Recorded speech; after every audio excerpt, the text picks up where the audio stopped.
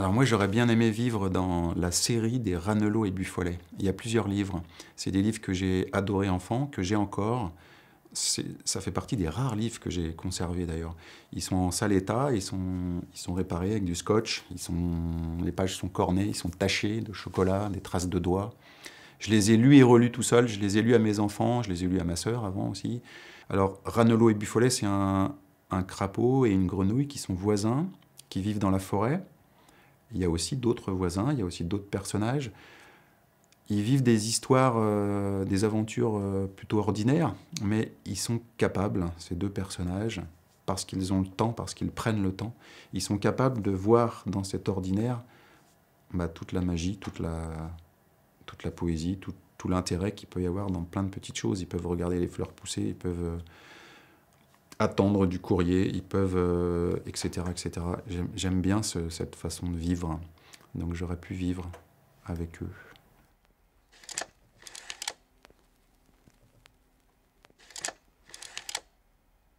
Sans hésitation, Gaston Lagaffe. Gaston Lagaffe, pour moi, il a tout compris à la vie. C'est un personnage qui se range très vite à l'écart des ambitions, de l'ennui. Il s'ennuie pas, il est créatif. Alors, il a une réputation de flemmard, mais en fait, il s'active beaucoup pour pouvoir être flemmard. Il invente, il est bienveillant, je trouve, il est drôle. Il cherche aussi la compagnie. Ouais, je trouve qu'il a tout compris. Et puis, alors, il a quand même son côté aussi, son côté rebelle, doux rebelle, que j'aime beaucoup. Ouais, il me plaît complètement, ce personnage.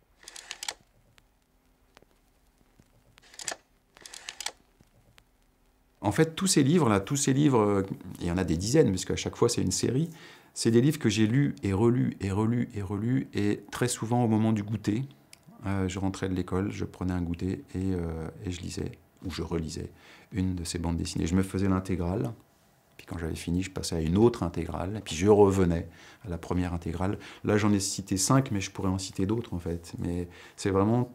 J'ai eu la chance d'avoir tout à la maison, quoi. Mon père avait plein de bandes dessinées. Et quand je les lisais à un autre moment qu'à l'heure du goûter, eh ben je m'arrangeais aussi pour aller piquer dans la cuisine des restes. Mais voilà, j'associe ça vraiment, c'est des moments comme ça, quoi. Quand il y avait vraiment rien, plus de reste, je prenais des pierres de sucre et je les suçais en lisant mes bandes dessinées.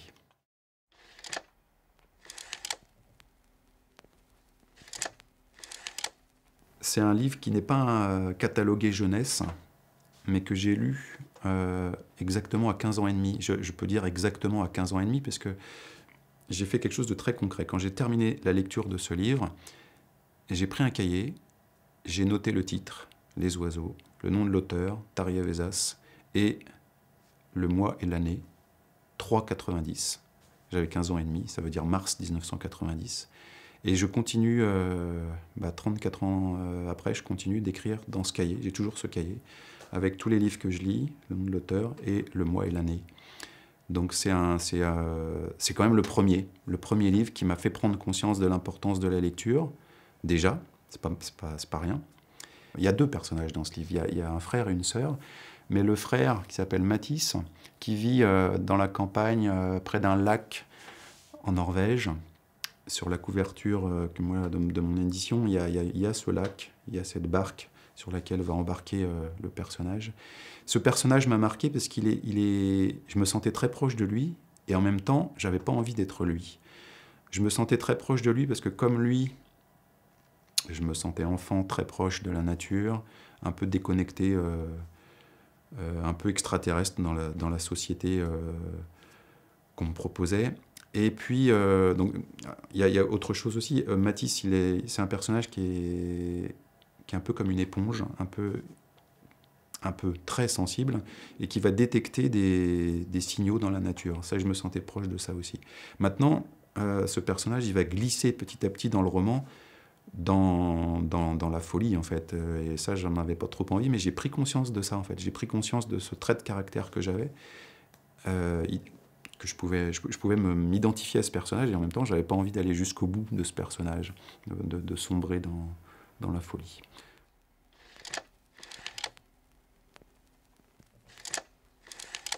Alors, c'est pas mon personnage, c'est notre personnage avec l'illustratrice Eva Offredo. C'est un Yéti, il s'appelle Murdo, il est sur sa montagne, il fait des rêves impossibles. Alors, je me sens très proche de son côté rêveur. Je partage avec lui le goût de l'imaginaire, de la poésie, de la philosophie, parce qu'il a un brin philosophe aussi. Et puis, je partage aussi sa fantaisie. J'aime bien sa fantaisie. Elle m'a fait beaucoup de bien d'ailleurs. Quand j'ai écrit ce livre, ça m'a fait énormément de bien. Et puis il y a autre chose que j'ai découvert après coup, je n'ai pas vu venir, mais quand j'ai commencé à parler de ce livre avec des enfants, dans des classes par exemple, il y a des jeunes lecteurs ou lectrices qui m'ont fait découvrir ce personnage autrement, et donc qui m'ont fait me découvrir autrement peut-être. C'est que je ne voyais pas aussi son côté sombre à Murdo. Et c'est une enfant qui m'a dit ça. Elle m'a dit, mais Murdo, en fait, il doit quand même être un peu triste, parce qu'il est tout seul dans sa montagne, il ne croise pas grand monde. Et ouais, en fait, Murdo, il a aussi cette part en lui de mélancolie, on va dire, que je partage aussi.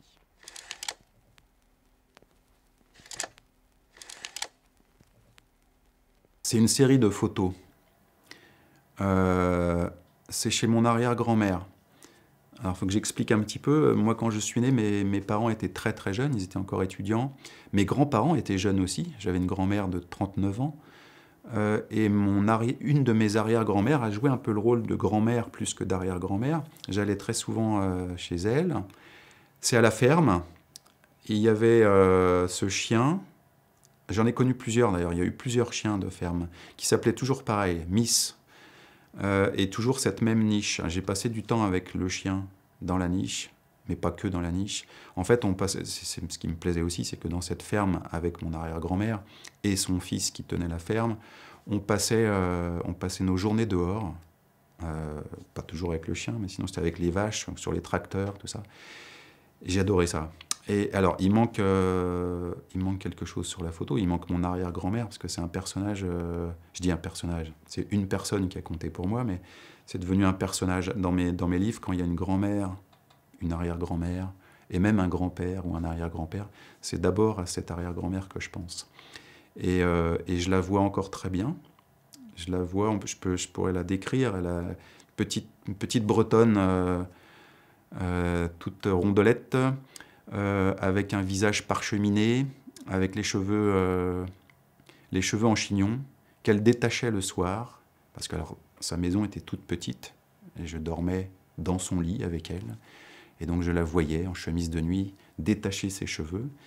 Et là je me disais, bon sang, elle ressemble à une indienne. J'adorais les westerns et j'avais l'impression d'être avec une apache. Voilà, j'ai dormi avec une apache dans mon enfance.